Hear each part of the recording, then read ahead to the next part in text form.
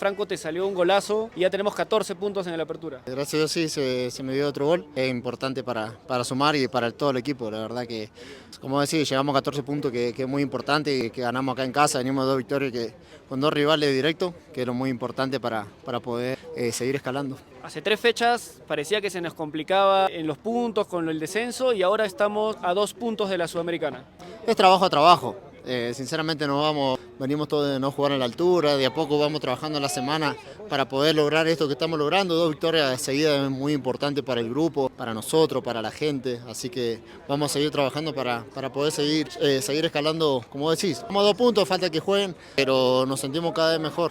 Franco, hablas de la altura y creo que cuando te ha tocado jugar en Lima, en el llano, has tenido partidos superlativos, que te cuesta quizás replicar un poco eso en altura. ¿Sientes que todavía estás en ese proceso de adaptación a la altura?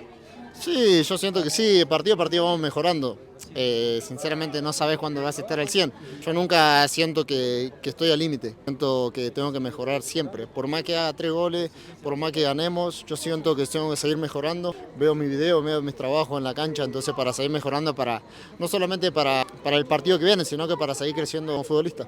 Bien, Franco, una última. ¿A quién se lo dedica? No, a mi familia, que es siempre la que está, mi esposa, mis hijos y mi familia que está en Argentina también. Tengo el apoyo incondicional de ellos, que es lo más importante. La verdad que la gloria se la doy siempre a Dios. Bien, Franco, muchas gracias.